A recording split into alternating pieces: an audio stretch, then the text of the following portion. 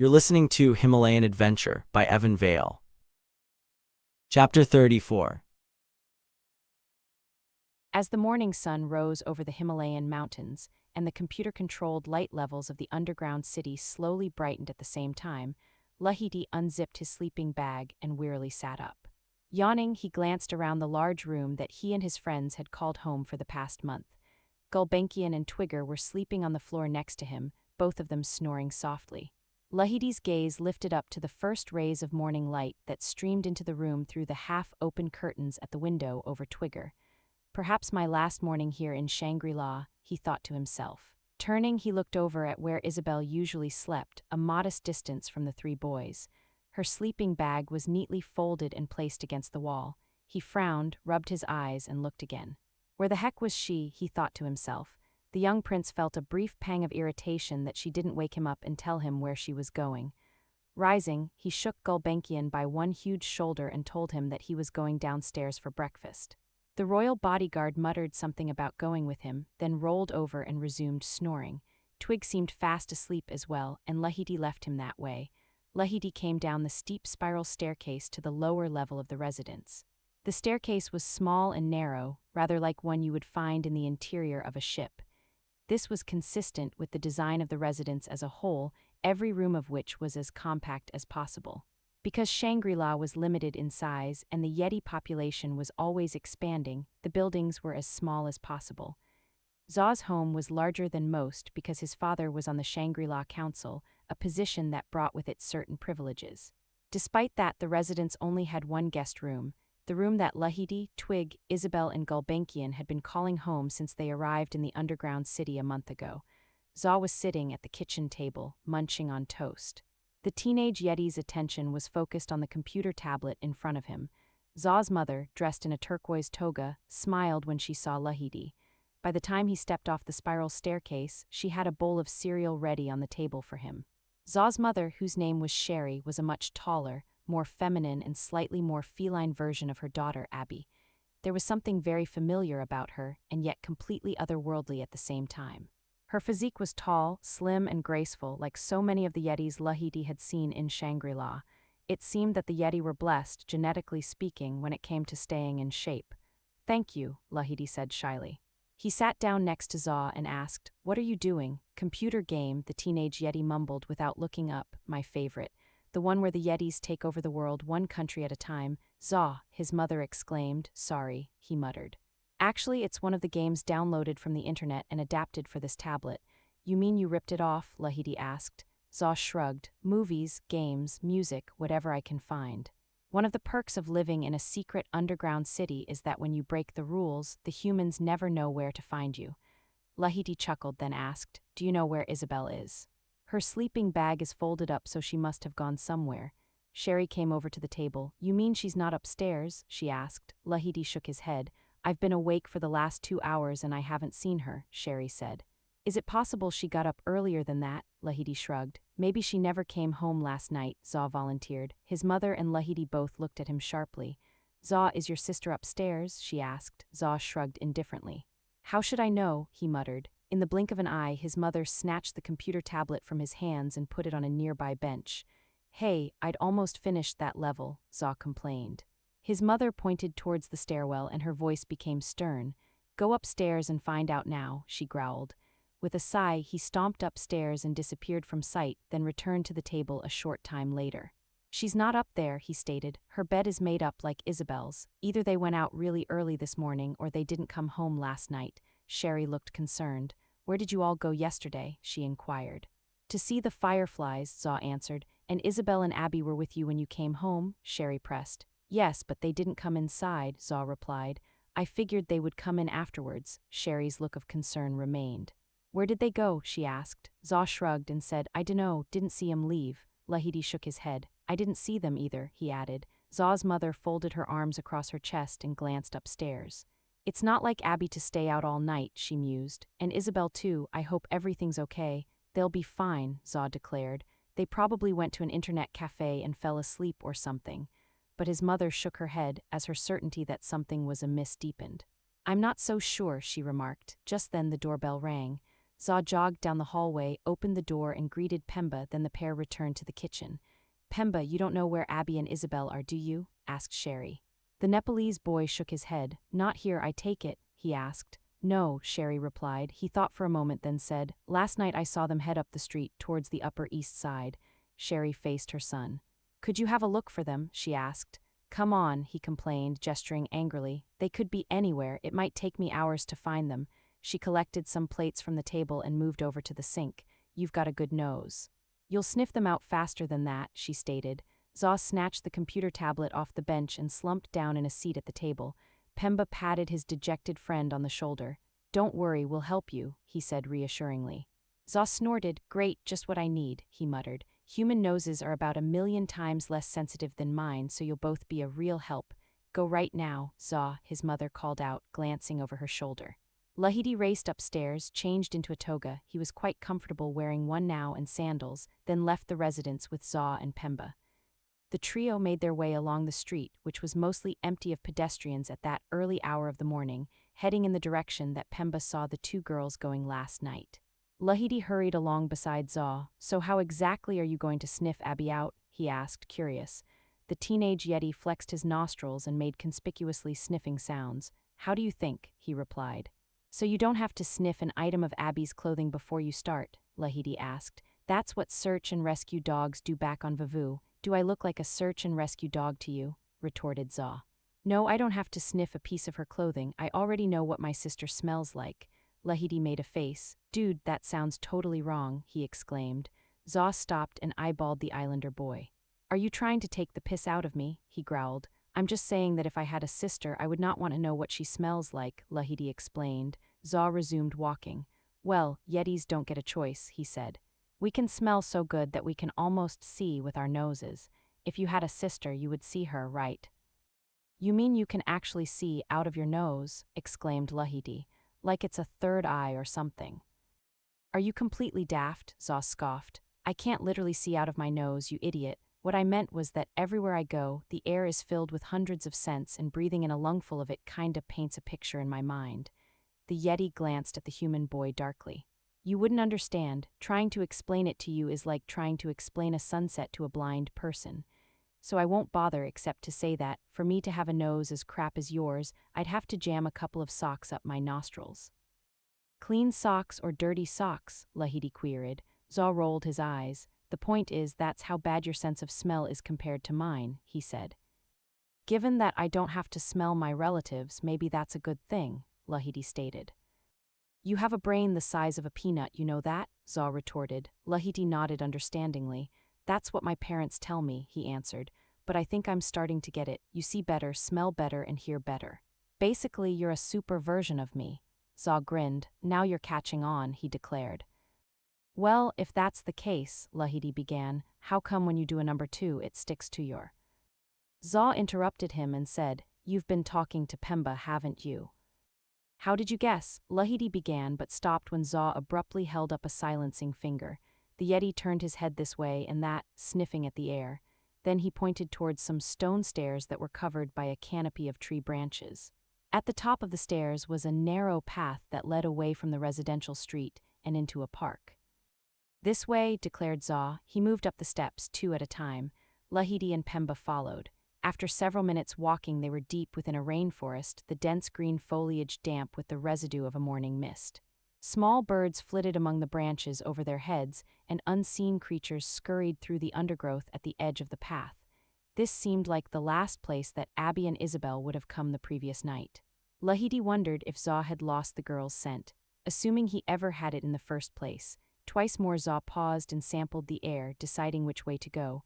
Eventually, he led Laheeti and Pemba off the path and along the bank of an aqueduct that was filled with a shallow stream that flickered in the light.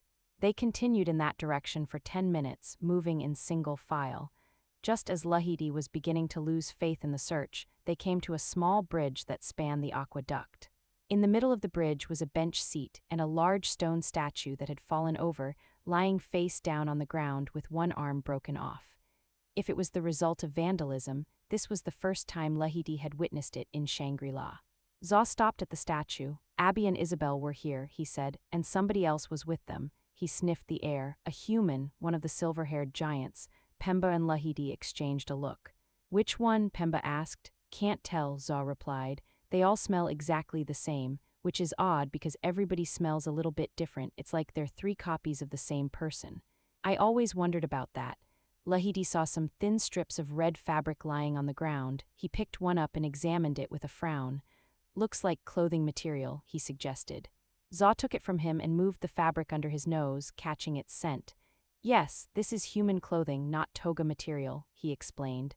Pemba circled around the other side of the bench seat and hunched down next to the unmoving langur. The little creature was clearly dead, but not from old age. Its neck was twisted at a grotesque angle, and its large brown eyes bulged out of its head, frozen in an expression of permanent shock. There was nothing strange about finding dead wildlife in the rainforest park, but this langur appeared to have met an untimely end.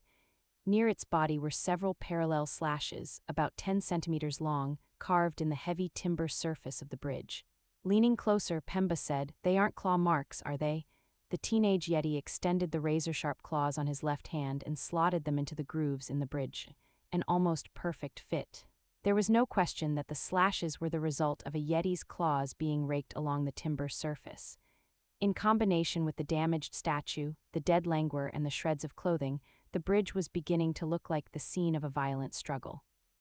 "I'm starting to get the feeling that something bad happened here," said Laheeti. Zaw stood up. "I'm getting more than just a feeling," he remarked. "What do you mean?" asked Laheeti.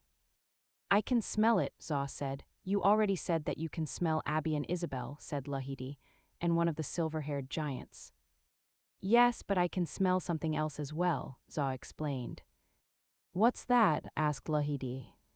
"Fear," Zaw declared. Laheeti frowned and asked, "Fear? What do you mean? I'm not afraid." "Not you," Zaw replied. "The girls, Abby and Isabelle, when they were here last night they were afraid." Laheeti glanced anxiously at the body of the dead langur. He did not like the look of it, or the thought that Isabelle was lying somewhere, beaten and twisted out of shape like the langur. Despite his constant hounding of Zaw, he had the utmost faith in the teenage yeti's tracking abilities. His sister managed to track down Nikki Zipster in the mountains during a terrible blizzard. If she could do that, locating Isabelle and Abby in the temperate conditions of Shangri-La should be a piece of cake for Zaw. "Okay, where to now?" Laheeti asked. Zaw pointed to a gap in the trees in the distance. "That way," he said. He led them off the bridge and into the undergrowth in silence, following a narrow dirt path that wound towards the outskirts of the rainforest park. After a while the path ended, and they jumped down an embankment, landing on a bitumen road that looked like a service road for vehicles to enter the park. They walked down the road and stopped at a locked gate that was 3 meters high. Zaw gave it a shake, then stepped back and leaped over it effortlessly, like he was jumping over a puddle. "Show off," muttered Pemba as he grabbed hold of the black bars, clambered over the top and dropped to the ground, with Laheeti following close behind. They were back in the city now, moving down a narrow alleyway with apartment buildings on both sides. Laheeti glanced through some of the open windows, looking for anything that might help him find Isabelle and Abby. He was tempted to stop, knock on some doors, and ask the residents if they had seen a silver-haired human and 2 teenage girls come down the street last night. But Zaw's pace never slowed, and soon the trio came to the central city area, where the walkways were busier with pedestrian traffic. After a while, Pemba had a reasonable idea where they were headed. When Laheeti was a few steps behind, he took the brief opportunity to exchange a few words with Zaw. "The scent leads to one of the exit tunnels, doesn't it?" Pemba whispered, looking up the street at the low concrete bunker that was the entrance to one of the tunnels. It was a small, gray and windowless building, about as attention-grabbing as the cleaning closet in a 5-star hotel. The yeti casually glanced back to check that Laheeti was out of earshot. "I was wondering when you would work that out," he whispered. There was no need for them to discuss the issue in any detail. Shangri-La contained a number of tunnels that led straight to the Himalayan mountains, entry and exit points used by Shangri-La's citizens on the rare occasions that they wanted to leave the city. Humans and yetis alike were permitted to come and go as they pleased, though in reality, only the rescue teams did so on a regular basis. That same freedom of movement did not apply to non-citizens like Laheeti, who, as a temporary guest of Shangri-La, was not permitted to learn its location. Zaw and Pemba were well aware of the city's firm policies on the issue. The exit tunnels were off-limits to non-citizens, with no exceptions, Guests weren't even allowed to learn about them, and that applied to Laheeti and his companions. The continued secrecy and security of Shangri-La was, as always, of paramount importance. "So what now?" whispered Pemba. "I think it's time the trail went cold," Zaw replied. "Just follow my lead." Zaw stopped and made a show of sniffing the air in several directions. Laheeti watched him anxiously. With his nose pointed high in the air, the teenage yeti gave a couple more loud snuffles, then declared that he had lost the scent. "What?" exclaimed Laheeti. "What do you mean, you've lost their scent?" "I mean," the yeti replied, overpronouncing his words, "I have lost their scent." A hint of desperation crept into Laheeti's voice. "So, you have no idea where they went from here?" he asked.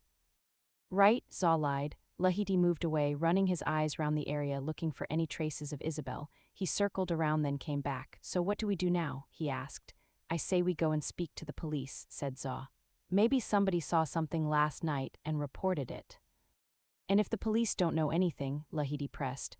"We'll cross that crevasse when we come to it," Zaw replied. The young prince stared aghast at the yeti. "We'll cross that crevasse," he repeated disbelievingly. "Look, we don't have time to be making this up as we go along. Isabelle's been missing for almost 12 hours and she might be in serious trouble. We need to work out what happened right now." "Hey," Zaw growled, "it's not just Isabelle who's missing, remember? My sister's gone too, so don't start thinking that you're the only one with something to lose. Just stay cool. 12 hours isn't such a long time, and there are only so many places to hide in Shangri-La. We'll find them. The smart thing to do now is go to the police." Agreed. Pemba nodded and looked at Laheeti, who just shrugged his shoulders helplessly. The trio turned around and headed away from the low concrete bunker. Zaw knew exactly where the nearest police station was located and took them straight there at a brisk pace. Police stations were few in Shangri-La because crime was rare. There was one reason for this: the vast majority of the population were law-abiding citizens. The Yeti sociologists had a sophisticated explanation for it which, when translated into everyday language, roughly meant, "Don't piss in your own pond." It made sense. A secret population that had to live hidden away in the highest mountains on Earth needed to know how to live in peace and harmony, or it would tear itself apart.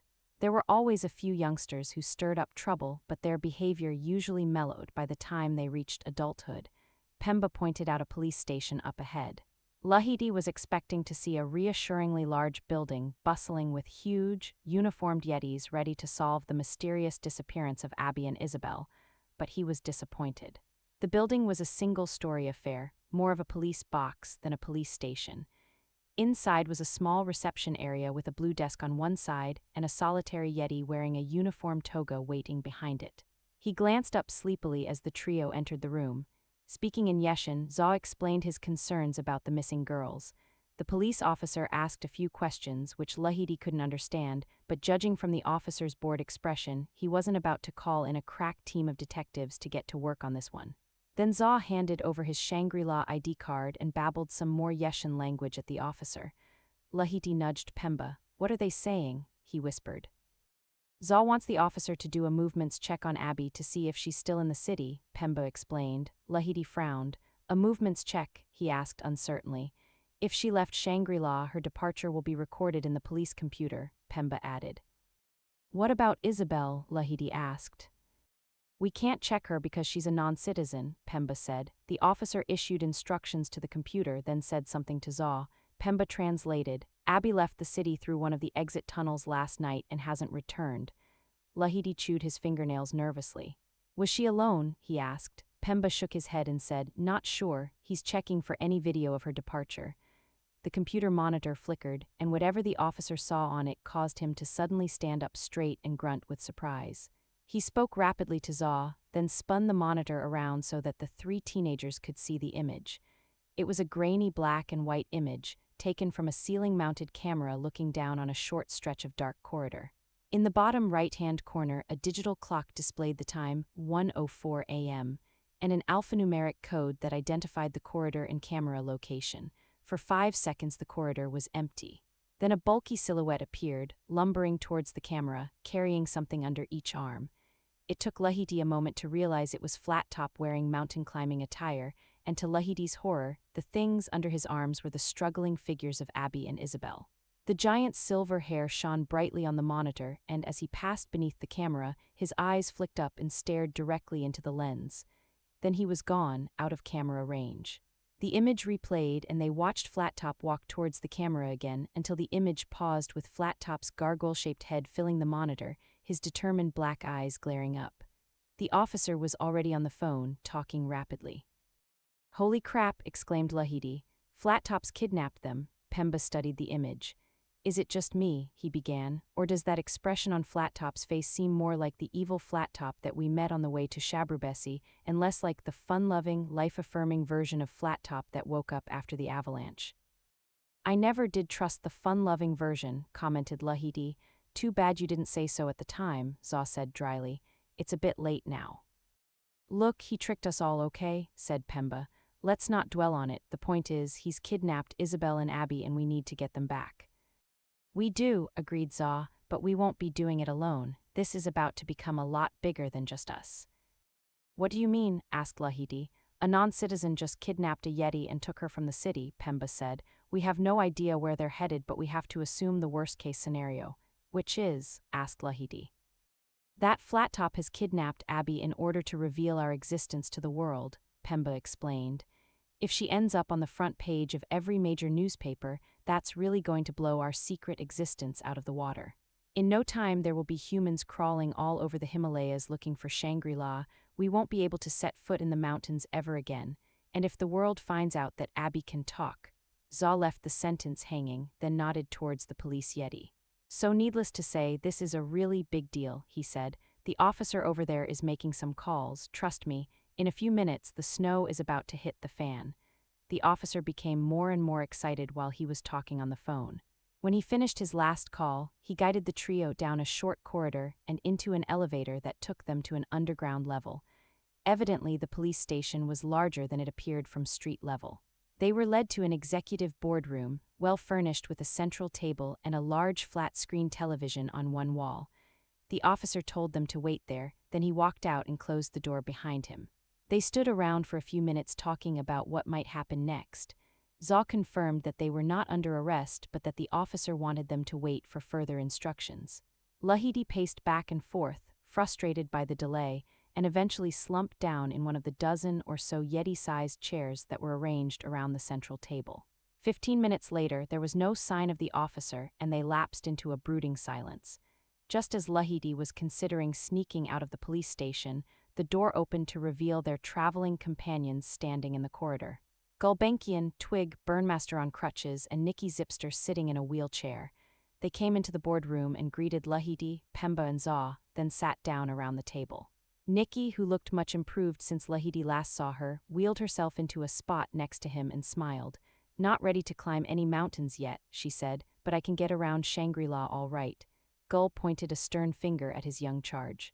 "Next time you want to go on an adventure without me," he stuttered gruffly, referring to Laheeti's walkabout with Pemba and Zaw, "don't." The young prince apologized and looked appropriately chastened. The conversation quickly turned to what was going on. Pemba explained the situation, including what they found that morning in the rainforest park. Everybody listened in stunned silence. The events Pemba had described didn't seem to fit in the utopian world of Shangri-La. When the shock wore off, they all began asking questions at the same time. Twig and Gull were concerned about Isabelle and angry that Flat Top had betrayed them all. Burnmaster felt all those same emotions, but his mind was on more practical matters, including how difficult it would be for a yeti team to track down the silver-haired giant in the mountains. The babble of their overlapping discussions stopped abruptly when the boardroom door suddenly opened to reveal a tall yeti, middle-aged and regally dressed in a red toga with gold trim, accompanied by 4 well-dressed adult yetis with no-nonsense expressions on their furry faces. Several high-ranking uniformed police officers waited behind the group. It took Laheeti a moment to realize the tall yeti was Zaw's father, Metaxas, dressed in a manner befitting a senator of the Shangri-La Council and accompanied by several aides. There was an air of importance about him, a commanding presence that Laheeti was unaware of in the relaxed environment of Zaw's home. Laheeti felt immediately relieved that he was here. With a senator involved, the full resources of Shangri-La would be made available to find Isabelle and Abby. Unbeknownst to Laheeti and the others, one of the yetis standing behind Metaxas was Shawkat, a rescue team leader who had received more medals for bravery than he had space to pin on his toga. Zaw recognized him immediately and wondered if he would get the opportunity to meet him. Metaxas came inside with his entourage, gave an acknowledging nod to Burnmaster and his companions, then stood in front of Zaw. He gripped his son's shoulders with two huge furry hands. "The police explained the situation to me on the way here," Metaxas said. "Don't worry, we'll find her." Zaw nodded. "I know," he said. Just then, two more figures appeared in the doorway, human, but as large as any of the yetis standing in the room. Laheeti turned and saw that the new arrivals were Mohawk and Mane, both wearing handcuffs and escorted by a uniformed police officer. Laheeti understood why the silver-haired giants were under suspicion. Their brother had broken the law and was now on the run with the only daughter of a Shangri-La senator tucked underneath one arm. Mohawk and Mane were strangers in a strange land, and like it or not, when their brother stepped outside the bounds of acceptable behavior, they immediately became guilty by association. Laheeti was not surprised that they had been slapped in cuffs and dragged down to the police station, but even so, he felt that they deserved the benefit of the doubt, at least until they had answered some questions about their recently unreformed brother. Metaxas eyed the pair as they lumbered into the room. "We don't have a lot of time, so I will keep this short and to the point," he said. "My name is Metaxas. I am a senator on the council. Many of the yetis here work for me in one way or another. Your brother, Flat Top, has kidnapped my daughter and a human girl named Isabelle." He paused and studied the pair, then snapped his fingers, a gesture he had learned from humans that didn't work quite as well with his furry fingers. "Play the video," he instructed. The flat-screen television flickered to life and displayed the now familiar black and white image of Flat Top carrying Abby and Isabelle down the dark corridor of the exit tunnel. After it had played over twice, Metaxas turned to the silver-haired giants and said in a stern voice, "Shangri-La is a peaceful society. We do not take kindly to violence and crime, particularly when it is visited upon us by our human guests. So I want you to tell me exactly why Flat Top has kidnapped my daughter and her human friend, and I want you to tell me now." The room was silent. Mohawk and Mane stared at one another briefly and knew that the game was up. They were going to have to tell everybody who they were and why they came to Nepal. Both of them unconsciously took a deep breath at the same time. In a way, telling the truth would be cathartic. They welcomed it. The problem was that it would be a bitter pill for the assembled crowd to swallow. North Korean soldiers, trained killers, undercover operatives. A mission to find a yeti tooth. When you broke it down, it all sounded pretty bad. A total betrayal of their friend's trust. Everybody would think that Mohawk and Mane were as guilty as their brother. Mane swallowed the lump in his throat. His voice was suddenly missing in action. Now that he had decided to tell it all, he wondered where to begin. "Well," he croaked. Then he began the story, leaving nothing out. It didn't take very long. As he spoke, he watched the growing expressions of disbelief and shock, and he knew that the people in the room were his friends no longer. But that didn't stop him. The truth came tumbling out of his mouth with hardly a breath between sentences. When he came to the part about the newspaper article and Nikki Zipster finding the yeti tooth, Nikki interrupted. "But I never spoke to any newspaper reporter and I never found any yeti tooth," she vehemently declared. "Somebody made it all up, so you wasted your time coming to Nepal to find me." Mane shrugged his huge shoulders. "Nevertheless, our orders were to find you and the tooth," he explained. "What does North Korea want with a yeti tooth?" asked Burnmaster. "What are they going to do, put it in a museum or something?" "Our masters never told us," Mane replied, "and we never did work it out, we just followed our orders." "Our former orders from our former masters in North Korea," Mohawk added hastily. "What do you mean your former masters?" asked Metaxas. Mohawk looked at his brother. "Mane hasn't told you what happened to us after we came to Nepal," he said. "Almost from the moment we got off the plane at Tribhuvan Airport, we started to feel different." He paused, searching for the words. "We felt alive and free. As we traveled, we saw so many new places, so many amazing things. After a while, we started to question our orders, and then something inside us just changed. We discovered music, photography, and the beauty in the world." "Aw shucks," Shawkat said sarcastically, mimicking an American accent he had seen in Hollywood movies. "I'm getting all misty," Mane ignored him. "The brainwashing from the North Korean military wore off," he continued. "When that happened, we quit the mission and we quit North Korea. We never want to be in the army again." "That's convenient," said Zaw, "now that you've both been caught." "It's the truth," Mane reiterated. That's why we didn't tell anybody about our past, we'd left it behind, permanently. But not Flat Top, observed Metaxas darkly. Maine looked away. He told us he couldn't remember anything from before the avalanche. The hospital staff said amnesia was possible after an accident like that. We thought he had forgot his old life and turned over a new leaf. But we were wrong, that's putting it lightly, said Burnmaster. Mohawk and Maine definitely detected a note of sarcasm. We didn't know, Maine reiterated.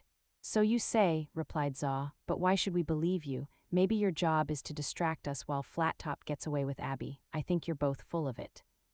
That's not true, Mohawk grunted. You need us. Why? Zaw asked flatly. Because we know how Flat Top thinks, Maine explained. We can help you get Abby back.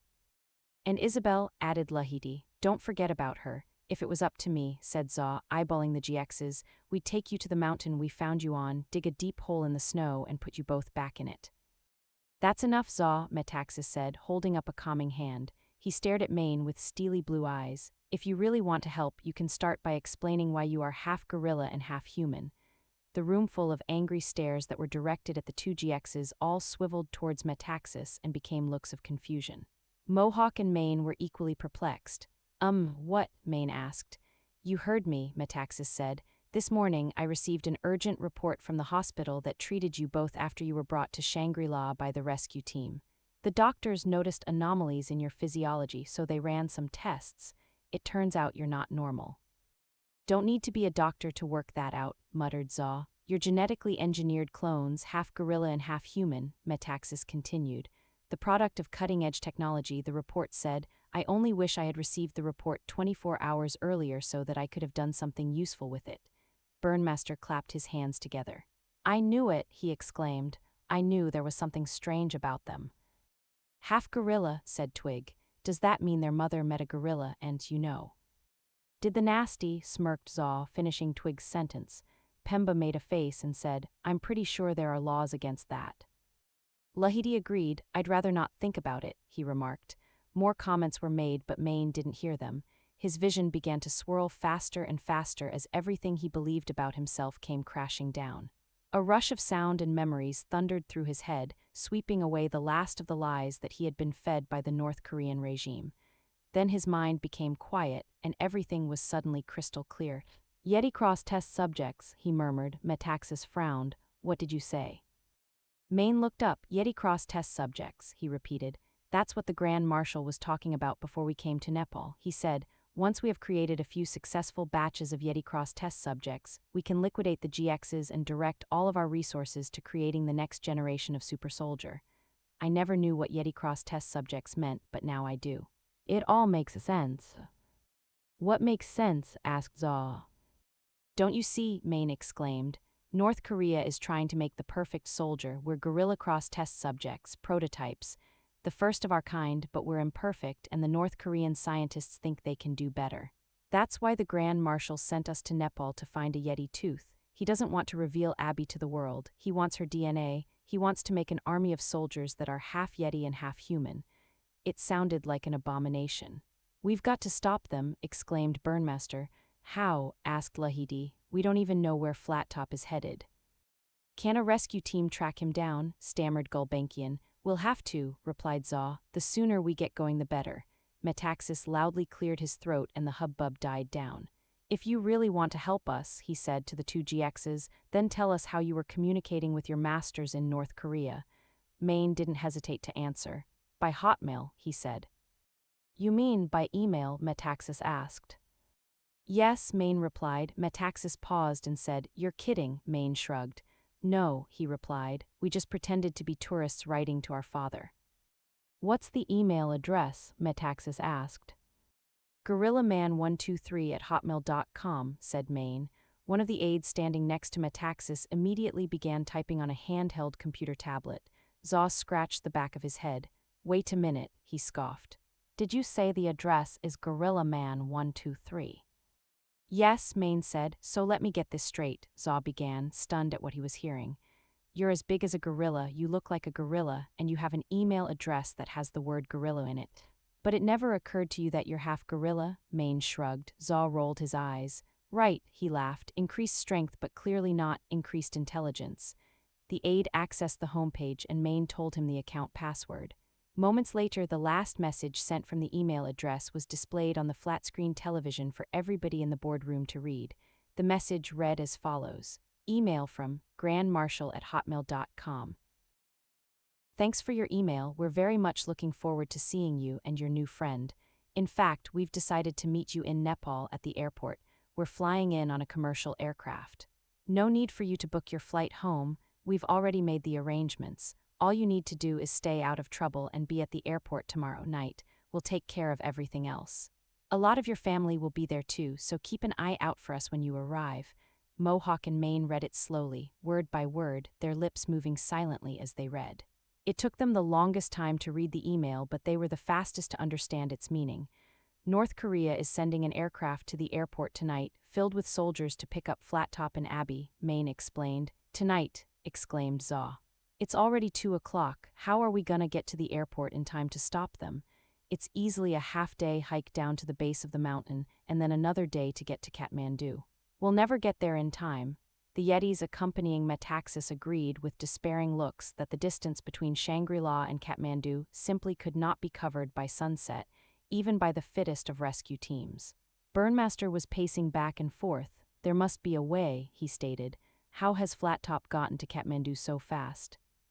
He probably hijacked a truck when he got to the outlying villages, suggested one of the aides. If the mountain roads aren't blocked by landslides, he would have had a clear run to the city.